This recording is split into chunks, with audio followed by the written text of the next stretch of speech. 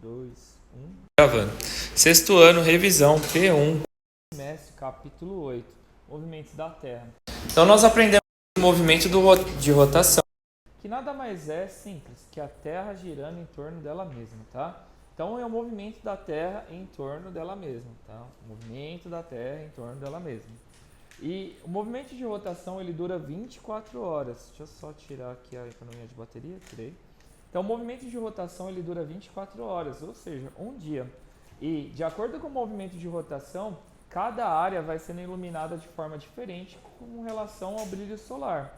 Então, quando o brilho solar estiver de forma intensa no Brasil, tipo meio-dia, aí só que a Terra ela vai continuar girando. Então, vai deixar de ser uma luminosidade intensa no Brasil e vai ser, por exemplo, na Argentina. Então, a Argentina vai ser meio-dia. Aí depois vai ser no Chile. Aí o Chile vai ser meio-dia. Depois vai ser tipo lá nos Estados Unidos. Depois no Canadá. Depois na China, enfim. Então, conforme o movimento de rotação, desculpa, conforme o movimento de rotação ele vai sendo realizado, as horas elas vão se passando até se completar um dia. Então, nós podemos definir que o movimento de rotação ele tem como principal influência a criação dos fusos horários, a criação dos dias e das noites, com duração de 24 horas. Então, os fusos horários eles são totalmente relacionados ao movimento de rotação. O que é fuso horário? Fuso horário são os diferentes horários da Terra. E eles são mega importantes, os fusos horários. Sem os fusos horários, os nossos dias estariam todos irregulados. Já pensou, tipo, que você olha no relógio, é meio-dia, só que está sem luz solar nenhuma, ou seja, está de noite. Seria muito ruim.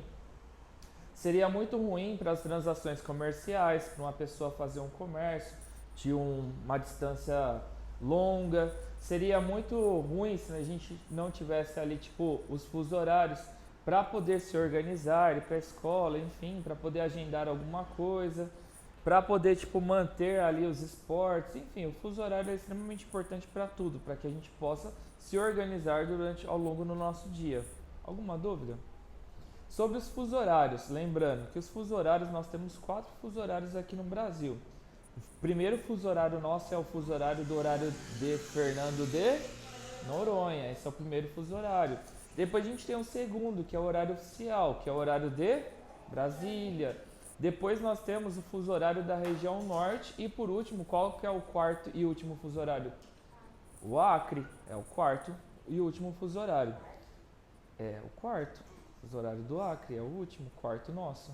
4 fusos horários. E lembrando, nós estamos num GMT, de acordo com Brasília, -3. Por que GMT -3?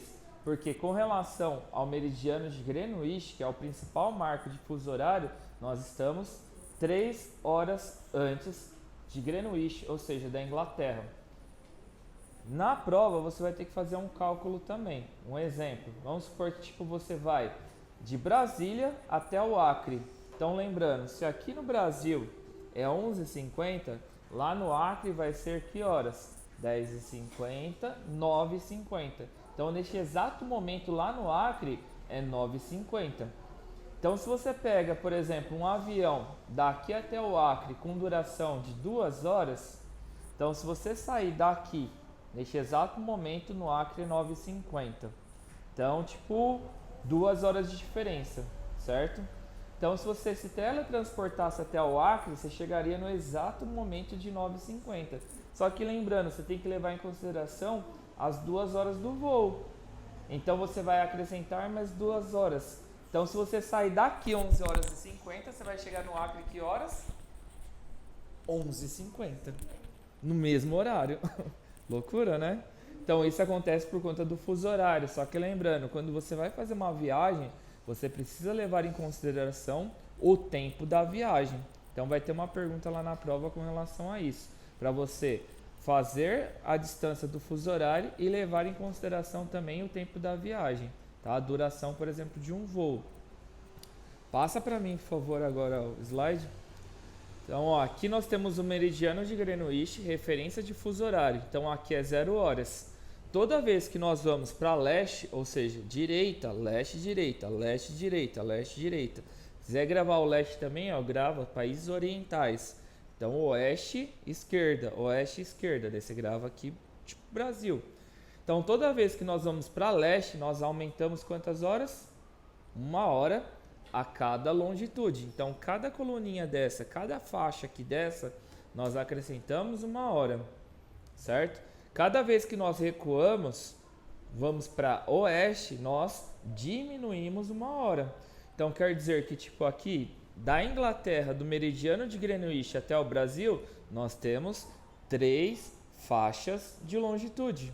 Então, é por isso que, tipo, aqui no Brasil, 11h50, meio-dia e 50, 1h50, 2h50. Nesse exato momento, lá na Inglaterra, 2h50. Na Itália, mais 3 horas.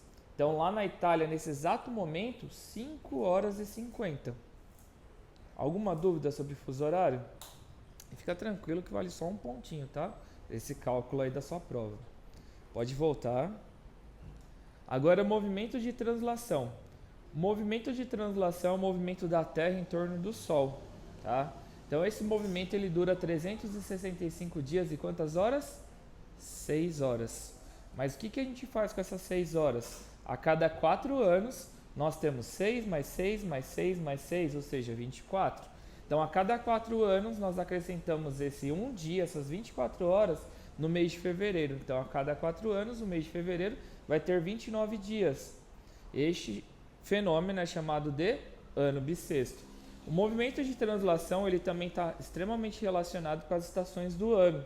Lembra que eu falei para vocês? Quando a Terra estiver, por exemplo, ao norte do Sol, um exemplo, vai estar no verão. Quando estiver a oeste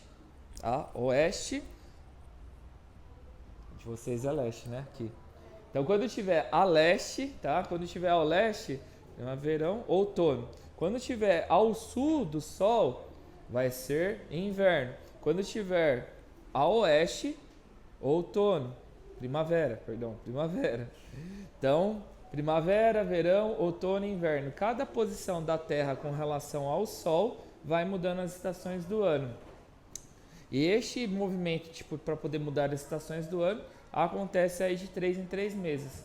Então, 3 meses de primavera, 3 meses de outono, 3 meses de inverno, 3 meses de verão. Então, conforme a posição da Terra com relação ao Sol, norte, sul, leste, oeste, as estações do ano elas vão se alterando. Alguma dúvida? Solstício e equinócio, para a gente poder finalizar. Facinho. O que é o solstício? Solstício quer dizer desigualdade de luminosidade solar. Solstício é desigualdade de iluminação solar, luminosidade solar. Como assim?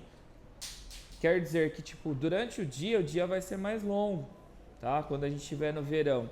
Então, o dia vai ser mais longo, o dia vai até umas 7 horas, vai começar a anoitecer lá por volta de umas 8 horas. Ou seja, desigualdade, tá? Isso acontece tanto no verão quanto no inverno. Solstício, ele marca o primeiro dia do verão, que é o dia mais longo do ano. Quando for no inverno, vai ser o solstício de inverno, que vai ser a noite mais longa. Já perceberam que no inverno as noites são mais longas? Que vai ficar tipo de noite mais cedo? Chega lá tipo no inverno, nos primeiros dias, quando tá tipo umas 5, 5 e meia, já começa já querer anoitecer. Por quê? A luminosidade é menor, porque por conta da posição da Terra com relação ao Sol. Então, solstício de verão, primeiro dia do verão. Solstício do inverno, primeiro dia do inverno.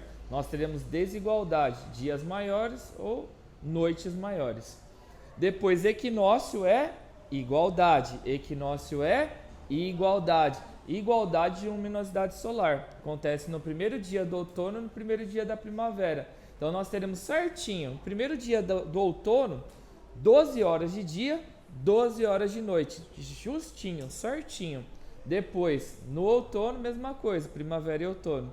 Primeiro dia, 12 horas de dia, 12 horas de noite, certinho. Então, igualdade de luminosidade solar. Alguma dúvida? Tanto um fenômeno quanto o outro acontece no primeiro dia da estação do ano. Praticamente é só isso da nossa revisão. Bem facinho, tá bom? Bem facinho.